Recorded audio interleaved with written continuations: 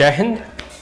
आइए आज परशुराम जयंती के उपलक्ष्य में मैं तमाम सनातन संस्कृति को मानने वाले और उनके उपासक को इस परशुराम जयंती के शुभ अवसर पर सभी को शुभकामनाएं और जय परशुराम। आज इसी उपलक्ष्य में हम लोग जो है रश्मि रथी जो कि रामधारी सिंह दिनकर के द्वारा रचित है, वर्णित है, इसका द्वितीय सर्ग, जिसमें कि एक प्रकार से कह सकते हैं कि जो कर्ण होते हैं, महाबली कर्ण, महादानी कर्ण जो है, उनके गुरु भी होते हैं परशुराम। ठीक है, उनके पास वो शिक्षा दीक्षा लेने जाते हैं। लेकिन आपको तो मालूम है कि परशुराम कभी भी क्षत्रियों को जो है शिक्षित नहीं करना चाहते और कई बार इस तरह को क्षत्रिय विहीन किए हैं।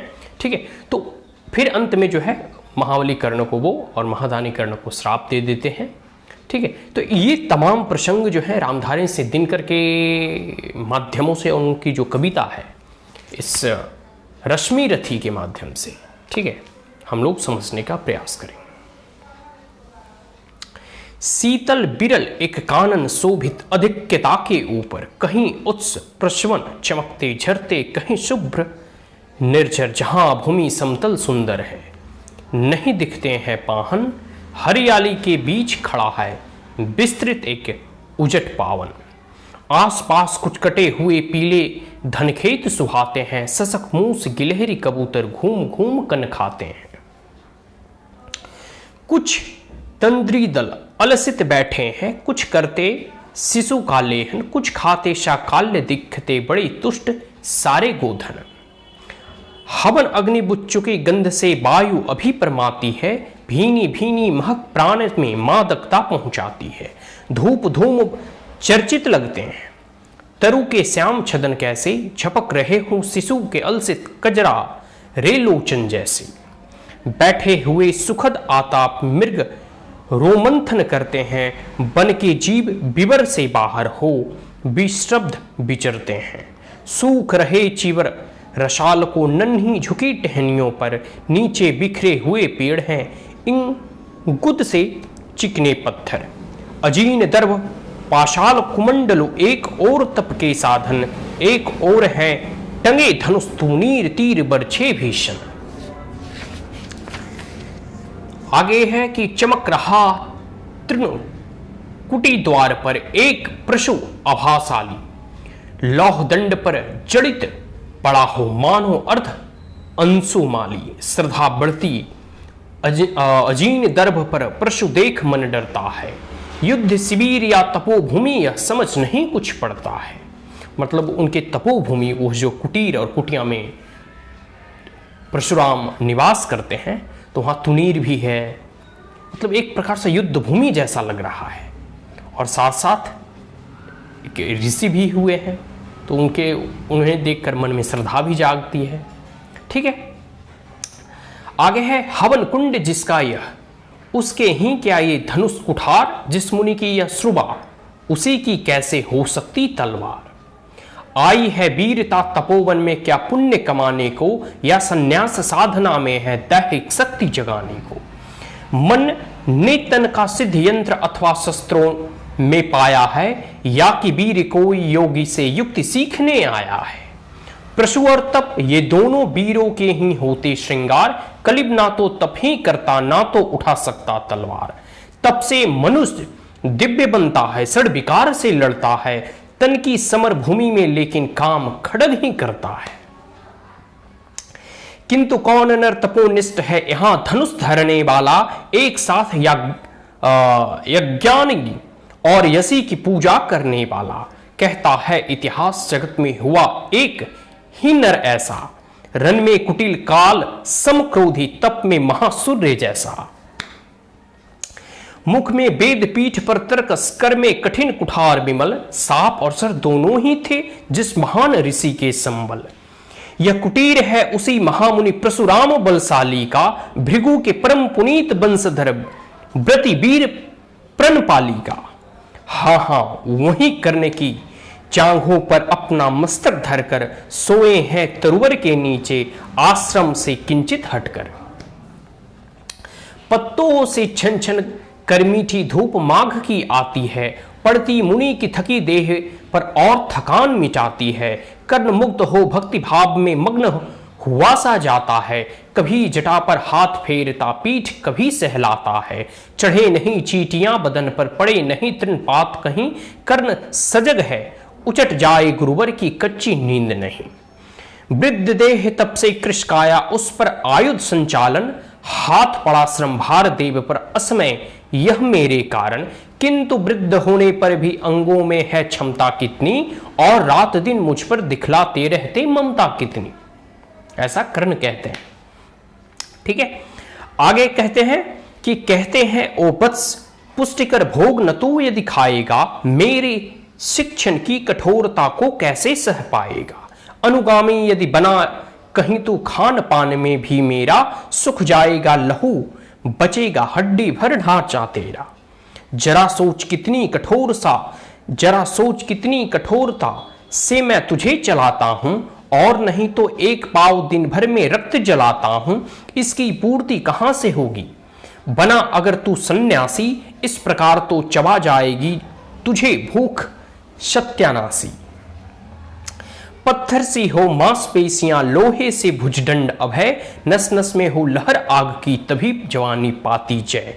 विप्र हुआ तो क्या रखेगा रोक अभी से खाने पर, कर लेना घनघोर तपस्या व्यय चतुर्थ के आने पर। ब्राह्मण का है धर्म त्याग, पर क्या बालक भी त्यागी हो। जन्म था श्लोक छिवृति के ही, क्या वे अनुरागी हो। क्या विचित्र रचना समाज की, गिरा ज्ञान ब्राह्मण घर में। मोती वर्षा वैश्य वेशम में, पड़ा खड़ग क्षत्रिय कर में। खड़ग उठा उद्धित खड़ग। अब खड़ग की महिमा का बखान महान ऋषि परशुराम करते हैं कि खड़ग बड़ा उद्धत होता है, उद्धत होते हैं राजे, इसलिए तो सदा बजाते रहते हुए रण के बाजे। और करे ज्ञानी ब्राह्मण का असी विहीन मन डरता है, राजा देता मान भूप का वह भी आदर करता है। सुनता कहां ब्राह्मण की, सुनता कौन कहां ब्राह्मण की, करते सब अपने मन की। डुबो रही सोनित में भूप को भूपों की लिप्सा रन की। और रन भी किस लिए, नहीं जग में दुख दैन्य भगाने को, पर शोषक पथभ्रांत मनुज को नहीं धर्म पर लाने को।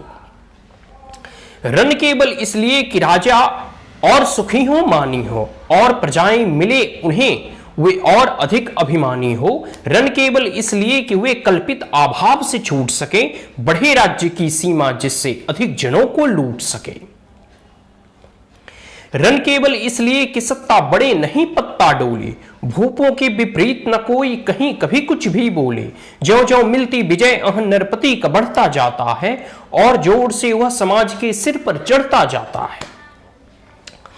अब तो है यह दशा कि जो कुछ है वह राजा का बल है। ब्राह्मण खड़ा सामने केवल लिए शंख गंगा जल है। कहां तेज ब्राह्मण में अविवेकी राजा को रोक सके, धरे कुपथ पर जभी पांव वह तत्क्षण उसको टोक सके। और करें भी तो ब्राह्मण की बात कौन सुन पाता है, यहां रोज राजा ब्राह्मण को अपमानित करवाता है। चलती नहीं पंडित की, चलती नहीं तपस्वी की, जय पुकारती प्रजा रात दिन, राजा जय यशस्वी की।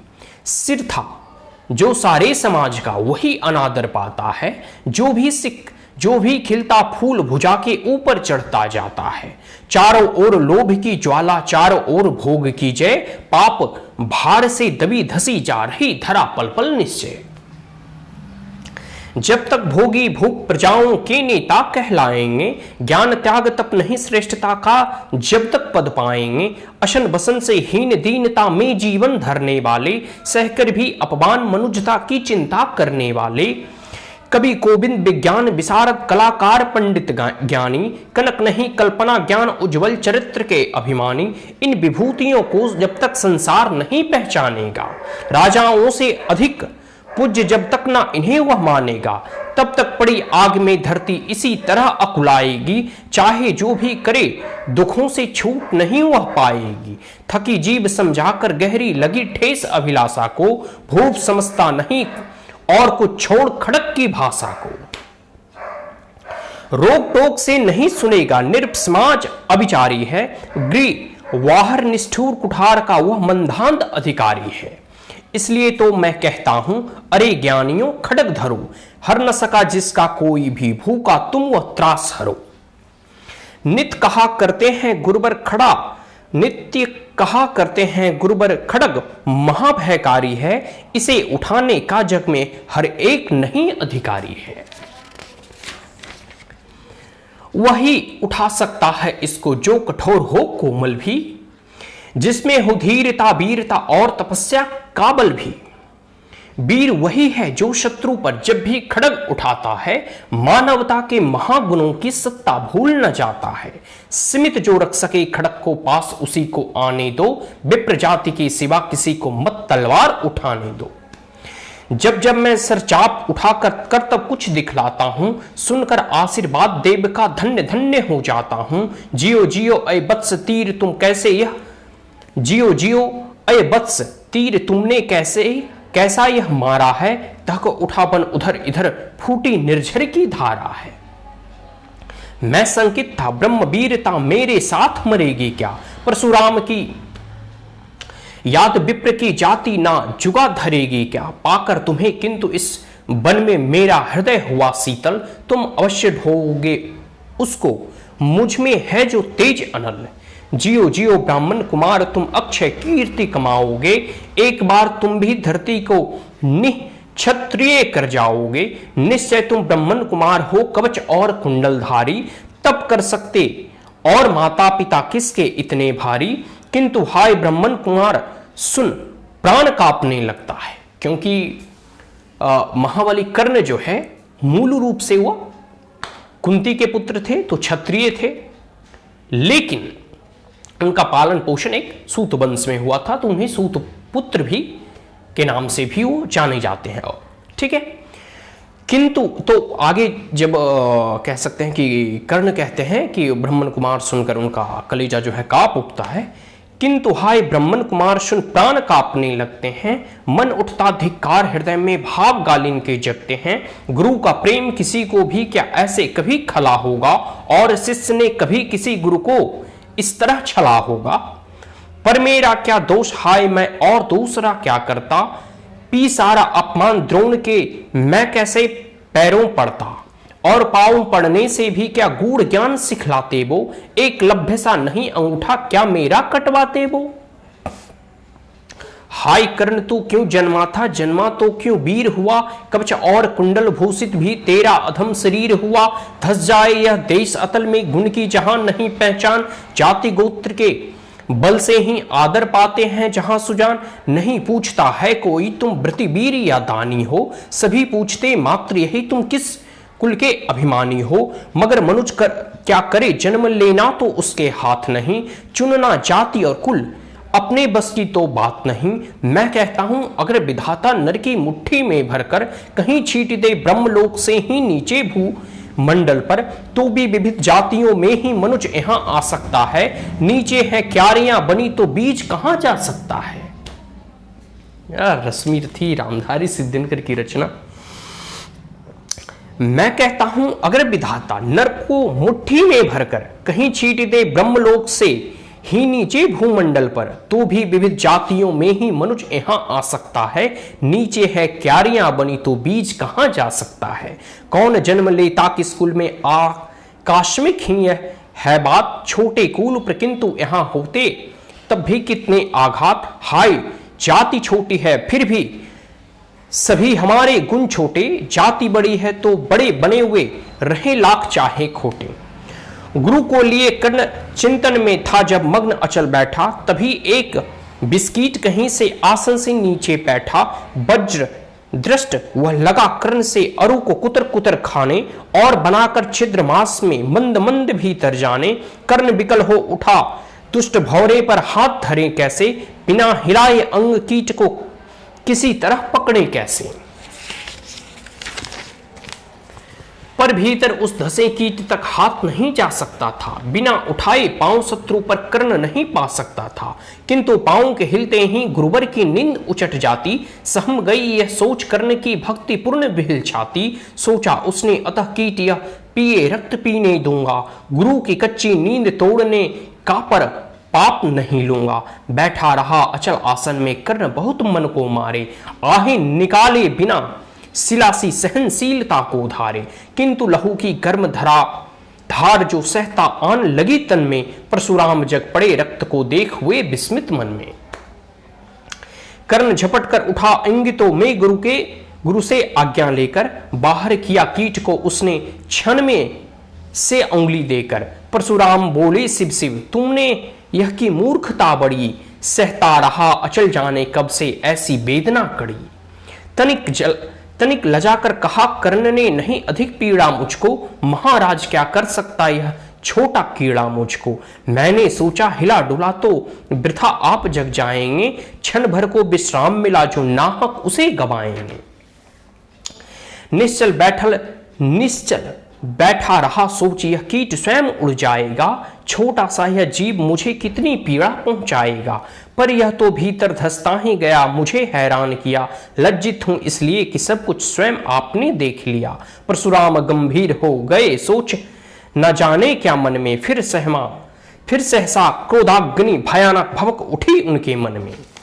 दांत पीस आंखें तरेर कर बोले, कौन छली है तू, ब्राह्मण है या और किसी अभिजन का पुत्र बलि है तू।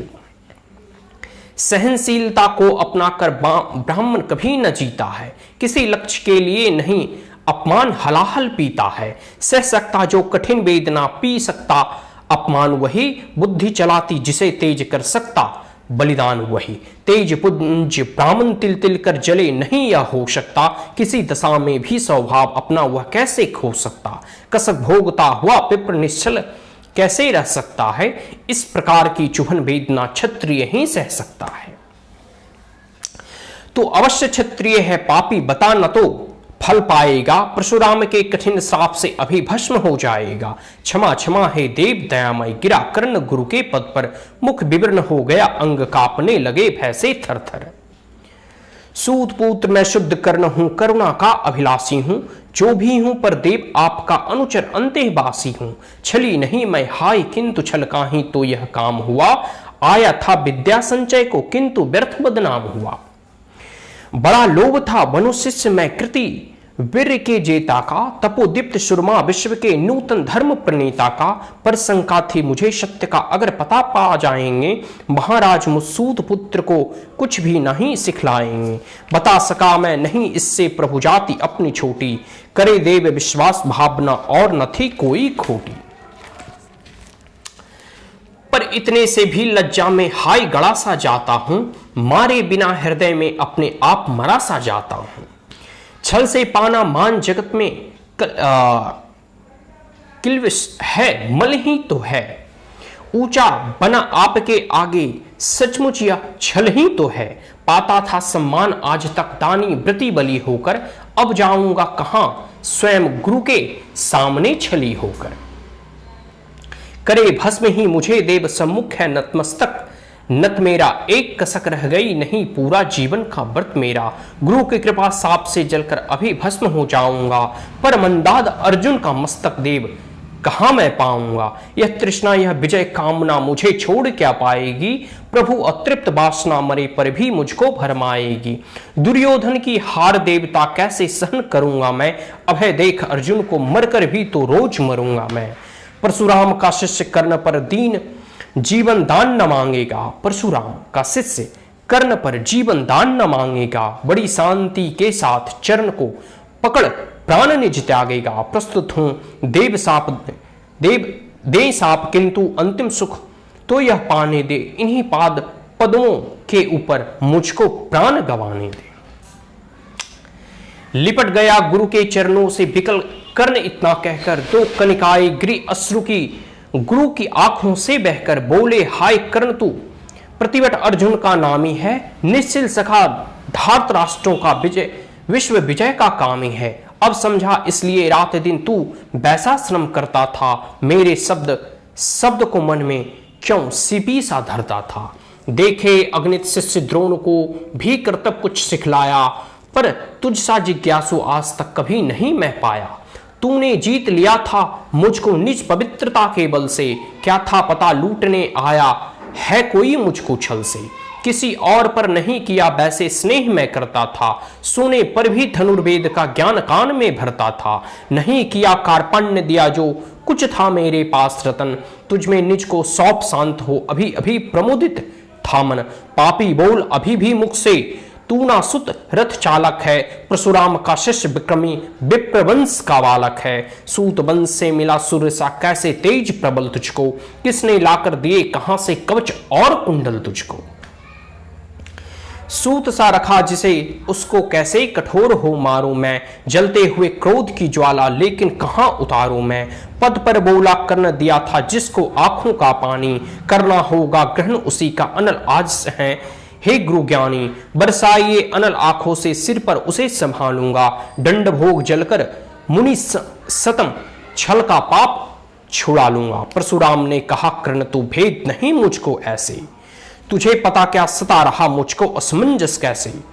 पर तूने छल किया दंड उसका अवश्य ही पाएगा, परशुराम का क्रोध भयानक निष्फल कभी न जाएगा। माना लिया था पुत्र इससे प्राणदान तो देता हूं, पर अपनी विद्या का अंतिम चरम तेज हर लेता हूं। इस प्रकार से जितना भी ज्ञान था, और कर्ण को यह श्राप मिलता है कि जब भी तुम उस ज्ञान का प्रयोग करोगे तो उसे भूल जाओगे। ठीक है, सिखलाया ब्रह्मशास्त्र तुझे जो काम नहीं वह आएगा, यह है मेरा साप समय पर उसे भूल तू जाएगा। कर्ण विकल हो खड़ा हुआ का हाय क्या यह क्या गुरुवर दिया साप, अत्यंत निरादुन लिया नहीं जीवन क्यों हर। वर्षों की साधना साथी प्राण नहीं क्यों लेते हैं, अब किस सुख के लिए मुझे धरती पर जीने देते हैं। परशुराम ने कहा कर्ण यह साप अटल है सहन करो, जो कुछ मैंने कहा उसे सिर पर ले सादर बहन करो। इस महेंद्र गिरि पर तुमने कुछ थोड़ा नहीं कमाया है, मेरा संचित निखिल ज्ञान तूने मुझसे ही पाया है। रहा नहीं ब्रह्मशास्त्र एक, इससे क्या आता जाता है। एक शस्त्र बल से ना वीर कोई सब दिन कहलाता है। नई कला नूतन रचनाएं, नई सूझ नूतन साधन, नई भाव नूतन उमंग से वीर बने रहते नूतन। तुम तो स्वयं दीप्त पौरुष हो कवच और कुंडलधारी, इनके रहते तुम्हें जीत पाएगा कौन सुभट भारी। अच्छा लो बर भी कि विश्व में तुम महान कहलाओगे, भारत का इतिहास कीर्ति से और धवल कर जाओगे। अब जाओ लो विदावत्स कुछ कड़ा करो अपने मन को, रहने देते नहीं यहां पर हम अभिषिप्त किसी जन को। हाय छीनना पड़ा मुझी को दिया हुआ अपना ही धन, सोच सोच यह बहुत विकल हो रहा नहीं जाने क्यों बन। व्रत का पर निर्वाह कभी ऐसे भी करना होता है, इस कर से जो दिया उसे उस कर से हरना होता है। अब जाओ तुम कर्ण कृपा करके मुझे निशंग करो, देखो मत यूं सजल दृष्टि से मेरा व्रत मेरा मत भंग करो। आह बुद्धि कहती कि ठीक था जो कुछ किया, परंतु हृदय मुझसे कर विद्रोह तुम्हारी मना रहा जाने क्यों जय। अनायास गुणशील तुम्हारे मन में उगलते आते हैं, भीतर किसी अश्रु गंगा में मुझे भोर नहलाते हैं। जाओ जाओ कर्ण मुझे बिल्कुल असंग हो जाने दो, बैठ किसी एकांत कुंज में मन को स्वस्थ बनाने दो। भय है तुम्हें निराश देख छाती कहीं न फट जाए, फिरा न लू अभिशाप पिघल कर पानी नहीं उलट जाए। इस प्रकार कह परशुराम ने फिरा लिया आनंद अपना, जहां मिला था वहीं कर्ण का बिखर गया प्यारा सपना। छूकर उनका चरण करने अर्ध अश्रु का दान किया, और उन्हें जी भर निहार कर मंद मंद प्रस्थान किया। प्रसूधर के चरण की धूलि लेकर उन्हें अपने हृदय की भक्ति देकर, निराश से विकल टूटा हुआ सा किसी गिरिशंख से छूटा हुआ सा, चला खोया हुआ सा कर्ण मन में कि जैसे चांद चलता हो गगन। अब एक कविता यहीं संपन्न होती है। यह रश्मि रथी रामधारी सिंह दिनकर के द्वारा रचित यह बहुत ही अच्छी कविता है। इसे जब भी पढ़ता हूँ तो मुझे अच्छा लगता है, तो मैंने सोचा क्यों ना परशुराम जयंती की शुभ अवसर पर इस उपलक्ष्य में यह कविता कर्ण और परशुराम के भक्ति भाव और स्नेह का वर्णन है इसमें, और साथ साथ अंत में जो ब्रह्म शास्त्र का ज्ञान कर्ण को वो सिखलाते हैं, उन्हें वो शाप के माध्यम से अभिशाप के माध्यम से उन्हें वापस ले लेते हैं। तो ये पूरी की पूरी जो है सर्ग जो है यहीं संपन्न होता है। आशा करता हूँ कि यह वीडियो आपको अच्छा लगा हो, तो आप हमारे चैनल को लाइक, शेयर और सब्सक्राइब कर सकते हैं। So that's all, thank you. और एक बार पुनः जय परशुराम।